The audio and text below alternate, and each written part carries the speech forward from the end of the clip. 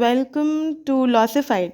So today we are here to talk about Bihar judiciary. तो जब से न्यूज़पेपर में कुछ 88 वैकेंसीज़ की खबर आई है तब से हमारे मन में काफ़ी सवाल चल रहे हैं और काफ़ी कैंडिडेट्स हमें भी पूछ रहे हैं कि मैम बिहार जुडिशरी का क्या स्टेटस है, क्या नंबर ऑफ़ सीट्स सिर्फ 88 ही हैं और कब तक आएगा नोटिफिकेशन, कब तक हो सकता है एग्ज़ाम, अगर एग्ज़ाम देना है तो सिलेबस क्या है, पेपर का पैटर्न कैसा है और हर एक स्टेज ऑफ एग्ज़ामिनेशन के लिए क्या पढ़ना है, कहाँ से पढ़ना है और कब पढ़ना है, क्या टारगेट डेट लेके चलनी है। तो ये सभी सवाल अगर आपके मन में हैं तो you are at the right destination. तो इस वीडियो में एंड तक बने रहिए ताकि हम इन सारे सवालों के डिटेल में जवाब देख पाएँ। तो हियर वी गो। तो देखो बेटा, अगर आप लोग ये वीडियो देखने आए हो ना तो ये दो सवाल तो आपके मन में होंगे ही होंगे। पहला सवाल व्हेन, दूसरा एक्सपेक्टेड नंबर ऑफ सीट्स कितनी है। तो इन दोनों सवालों पे पहले बात कर लेते हैं, व्हेन पे बात करते हैं। तो जैसा कि आप लोगों को पता होगा 31 बिहार जुडिशरी का इंटरव्यू अभी पेंडिंग है। जुलाई में इसका एग्ज़ाम हुआ था।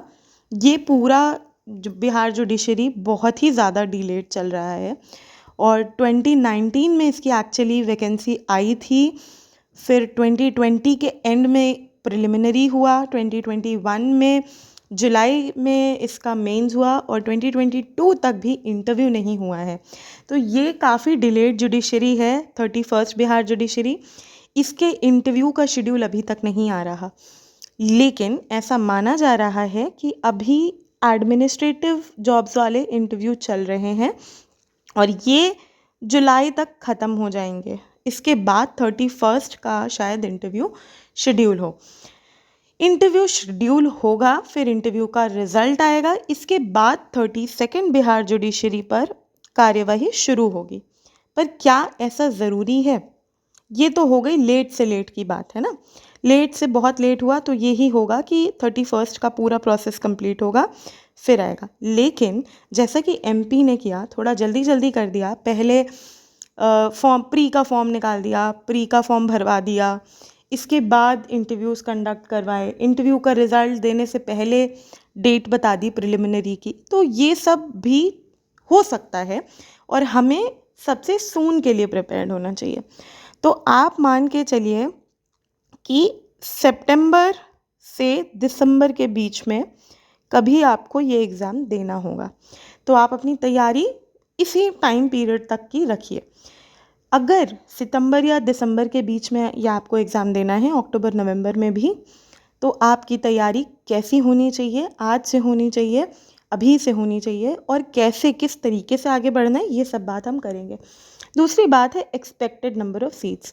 तो देखिए, न्यूज़पेपर में 88 निकलने से हमको अपना दिल बहुत छोटा करने की कोई ज़रूरत नहीं है। हो सकता है ये वैकेंसीज़ बढ़ जाएं और बहुत ज़्यादा बढ़ जाएं, है ना।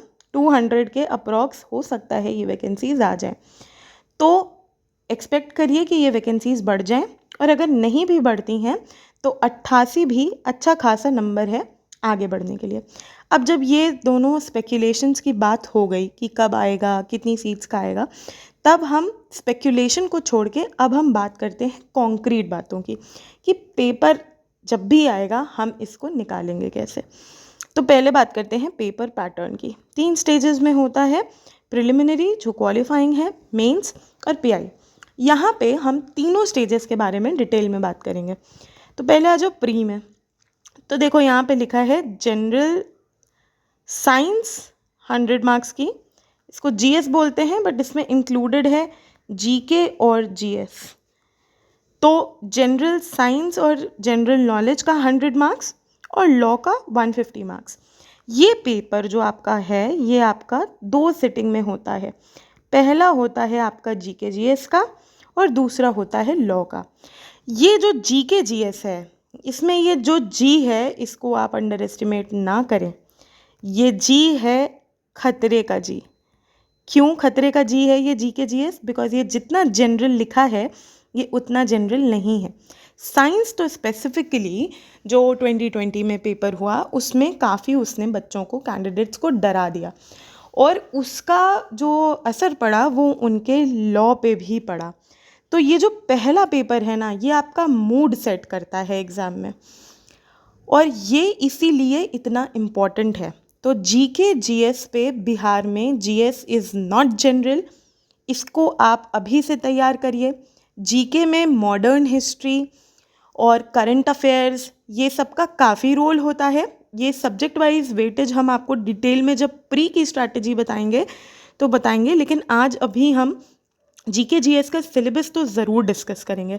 तो बस अभी मेरा ये कहने का मुद्दा है कि ये जो जीके जीएस है इसको जनरली ना लें और इसको सीरियसली लें, बिकॉज यही सबसे डिटरमाइनिंग पेपर है। ये आपका लॉ का परफॉर्मेंस भी डिटरमाइन कर सकता है। अगर आप इस पेपर में अच्छा कर गए तो कॉन्फिडेंस बढ़ेगा, लॉ भी आप अच्छा कर पाएंगे, और अगर आपका ये पेपर अच्छा नहीं हुआ तो आप लॉ भी अच्छा नहीं कर पाएंगे। ठीक बात। चलिए आगे बढ़ते हैं। प्रिलिमिनरी में जीके जीएस, अब इतनी बात हो गई है तो हम ये भी बात कर लेते हैं कि जीके जीएस में आता क्या है।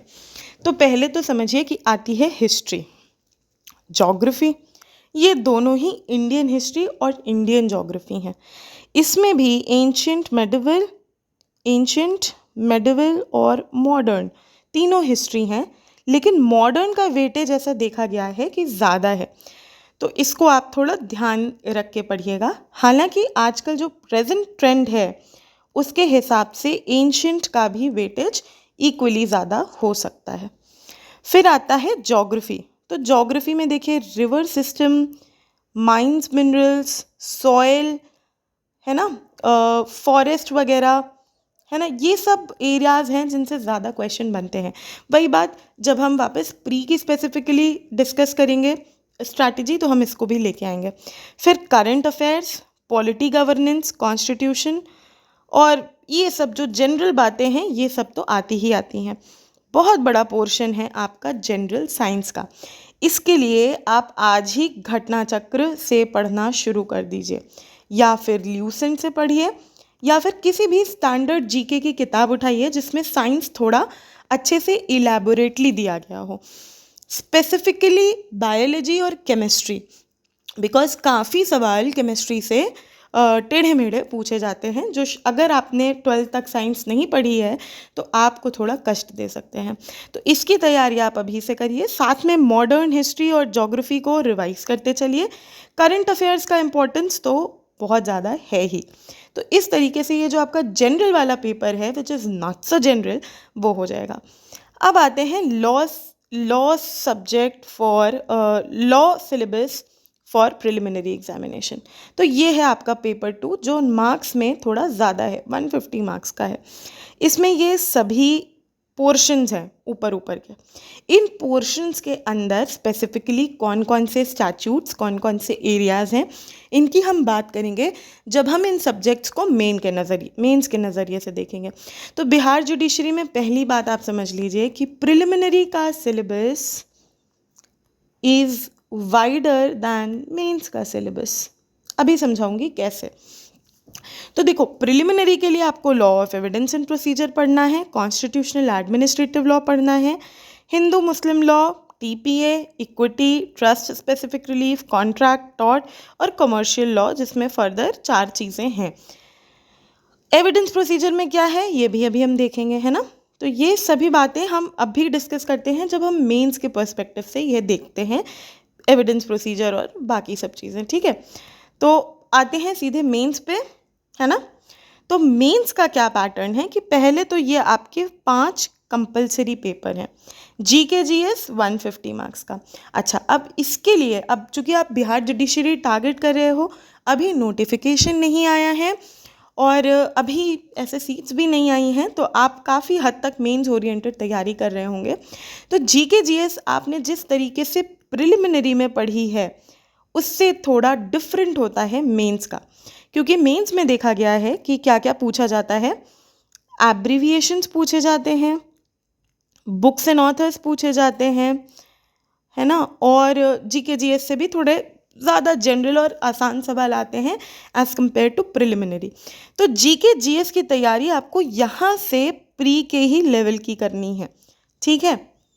जनरल साइंस 100 मार्क्स की, जिसके बारे में मैंने बताया कि this is slightly easier when compare to preliminary, या इसका कोई ये मतलब कह भी नहीं सकते, बट हाँ प्रीवियस ईयर देखकर ये समझ में आया कि GS is pretty doable in mains. But जैसा कि प्रीवियस ईयर साइंस का ट्रेंड रहा है बिहार में प्री में, तो वहाँ पे ये थोड़ा डिफ़िकल्ट था। फिर आते हैं जनरल हिंदी, ये है 100 मार्क्स की, जनरल इंग्लिश 100 मार्क्स की। इनमें रिस्पेक्टिवली क्या आता है ये भी अभी हम देखेंगे।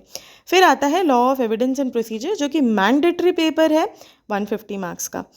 इसके अलावा मुद्दे की बात ये, और जिसका डिसीजन आपको आज ही से लेना है, कि ये हैं आपके 5 पेपर्स ऑप्शनल, इसमें से आपको चुनने हैं 3 ओनली, राइट। ये चॉइस आप कैसे करेंगे? एक तो आपका अपना इंटरेस्ट एरिया, दूसरा आप सबके सिलेबस को देखिए और समझिए कि आप क्या पढ़ने में ज़्यादा कंफर्टेबल हैं। तो यहाँ पे इस वीडियो में मैं आपको सब पांचों का समझाती हूँ, ब्रेकअप, सब्जेक्ट, सिलेबस, सब कुछ, किसको कहाँ से पढ़ना है। फिर आप आज ही इसी वक्त इस वीडियो को देखने के बाद ही आराम से बैठिएगा, कंटेम्पलेट करिएगा और सोचिएगा कि इन पांचों में से वो कौन से 3 होंगे जिनको मैं प्रिपेयर करूँगा मेंस के लिए, और मेंस के लिए तैयारी करना शुरू कर दीजिए। और मेंस के लिए तैयारी करने का तरीका होता है PYQs, ठीक है। तो चलो आगे बढ़ते हैं, इन पांचों से आगे सीखते हैं कि क्या क्या हमें पढ़ना है। तो देखो जो जनरल नॉलेज, जनरल साइंस का पेपर है, उसमें वही national international importance, history, geography, polity, economy, और दैट्स इट। फिर साइंस का जो पेपर है वो एवरीडे ऑब्जर्वेशन से रिलेटेड होगा और बहुत एक्सपर्टीज़ रिक्वायर्ड नहीं होगा। फिर आते हैं हिंदी पे। तो हिंदी में निबंध 30 मार्क्स का है, व्याकरण 30 मार्क्स की है, वाक्य विन्यास 25 मार्क्स का है, संक्षेपण 15 मार्क्स का है। तो ये लैंग्वेज के लिए, अगर आप थोड़े से अच्छे हैं या नॉर्मल भी हैं, तो ये लैंग्वेज के लिए आपको अभी से मेहनत करने की ज़रूरत नहीं है, आप इसको आराम से भी देख सकते हैं। ज़्यादा इसका वेटेज भी नहीं है मेंस में, ये क्वालिफाइंग नेचर का पेपर है, तो इसको आप उस वक्त भी देख सकते हैं, ठीक है। फिर आते हैं इंग्लिश पे। तो इंग्लिश पे errors, antonym, synonym, fill in the blanks, preposition, idioms, phrases, analogy, spelling, rearranging, etcetera etcetera type के क्वेश्चंस हैं, जो कि जनरल इंग्लिश है। अगर आपने अच्छी इंग्लिश पढ़ी है, स्कूल में इंग्लिश मीडियम से हैं, तो इसको करने में कोई तकलीफ़ नहीं आनी चाहिए। अब आते हैं पहले ऑप्शनल ग्रुप पे, कॉन्स्टिट्यूशनल लॉ और कॉन्स्टिट्यूशनल लॉ और एडमिनिस्ट्रेटिव लॉ पे। तो कॉन्स्टिट्यूशन तो आपको पता ही है कि क्या सिलेबस है। एडमिनिस्ट्रेटिव लॉ में ये सभी टॉपिक्स हैं, है ना। इसका आप अभी रोको, स्क्रीनशॉट लो। और इसके लिए किताब है IP मैसी की। ये किताब से आपको एडमिनिस्ट्रेटिव लॉ के ये सभी टॉपिक्स पढ़ने होंगे। तो आप देखिए, अगर आप इससे कंफर्टेबल हैं, कॉन्स्टिट्यूशनल लॉ से कंफर्टेबल हैं, तो go ahead with this paper, ठीक है। यहाँ पे वीडियो आप पॉज करके इसका स्क्रीनशॉट ले सकते हैं, ठीक है। चलो आगे बढ़ते हैं, law of evidence and procedure. अब ये पेपर है आपका मैंडेटरी, और इसमें है 5 चीज़ें: evidence, CPC, arbitration, CRPC, provincial small causes courts act. Mind you, Bihar में IPC नहीं आता है, थोड़ा स्ट्रेंज है पर है, टेढ़ा है पर मेरा है, ठीक है। ये 5 आपके पेपर्स हैं एविडेंस एंड प्रोसीजर के, और ये कंपलसरी नेचर के हैं, ठीक है, इसमें कोई चॉइस नहीं। फिर आते हैं Hindu Muslim law, school, marriage, adoption, impartible estate, succession, will, gift, है ना। इन सभी मुद्दों पे पर्सनल लॉज क्या कहते हैं, ये आपका सब्जेक्ट मैटर है हिंदू मुस्लिम लॉ का।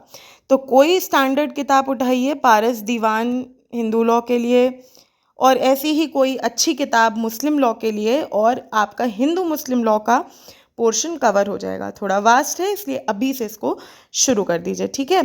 आगे बढ़ते हैं कमर्शियल लॉ पे। अब यहाँ पे आपको समझना है कि आपको ये पढ़ना है कि नहीं पढ़ना। तो sales of goods, negotiable instrument, company law, partnership. कई टॉपर्स ने अपने इंटरव्यू में बताया है कि उन्होंने कमर्शियल लॉ का पेपर लिया।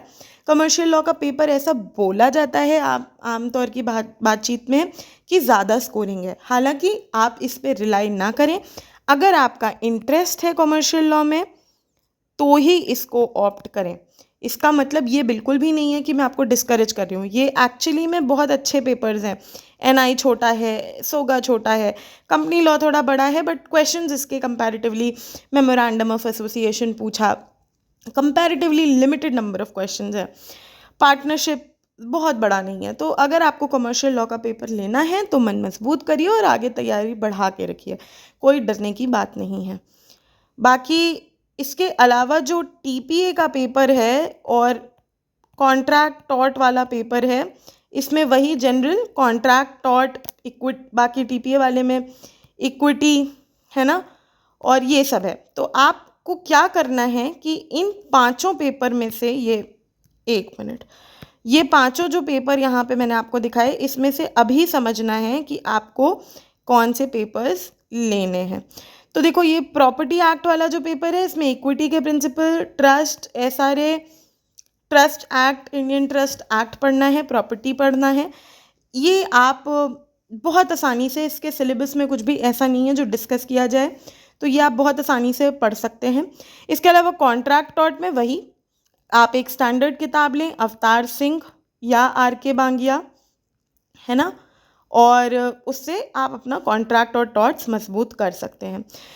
तो इस तरीके से इन पांचों में से आपको कौन से पेपर्स लेने हैं, इस बात का आपको अभी से ध्यान रखना पड़ेगा। तो मैंने डिटेल में यहाँ से आपको ऑप्शनल के बताया कि क्या क्या पढ़ना है ऑप्शनल में और कहाँ से मेजरली पढ़ना है। यही सब जो आपको ऑप्शनल के लिए पढ़ना है, यही सब आपको प्री के लिए पढ़ना है, ठीक है। ऑप्शनल में हमने जो डिस्कस किया सिलेबस, यही आपको प्रिलिमिनरी एग्जाम के लिए पढ़ना है। एक सवाल और खड़ा होता है कि आप मेंस के लिए सिर्फ 3 ऑप्शनल पढ़ोगे, लेकिन प्री के लिए आपको 5 ऑप्शनल पढ़ने होंगे। तो मतलब कंपनी लॉ और पार्टनरशिप से आप बच नहीं सकते हो, क्योंकि ये नेगोशिएबल, सोगा से भी आप बच नहीं सकते, क्योंकि ये प्री में तो आते ही आते हैं।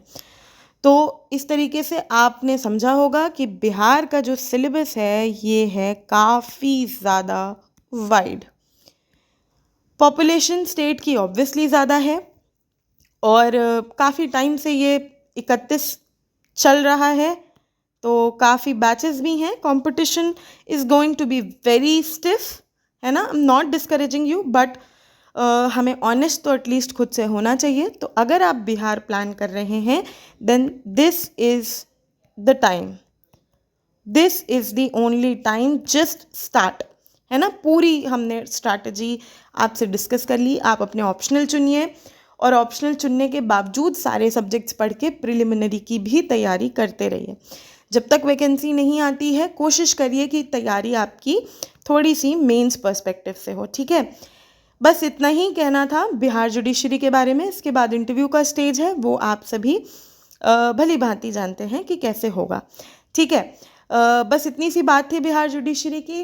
इससे रिलेटेड कोई भी क्वेरी हो तो प्लीज़ हमें कमेंट बॉक्स में बताइए। ऑल्सो किसी एक सब्जेक्ट का या किसी एक फसेट का आपको एक्सटेंडेड स्ट्रैटेजी या वीडियो चाहिए तो हमें बताइए। बाकी ऑल द बेस्ट। एक बहुत प्यारी सी सेइंग यहाँ लिखी है कि आप अपनी एबिलिटीज़ पर कभी भी डाउट ना करें, एक मोमेंट के लिए भी डाउट ना करें। Today is the day, just start doing, right? And you are capable and able. That's it. Please join our Telegram channel to stay updated about everything that we post on YouTube, about the classes that I take on Unacademy, and many other stuff and many other informational stuff that we share there. Please do join our Telegram channel. Bye bye. Happy learning. Take care.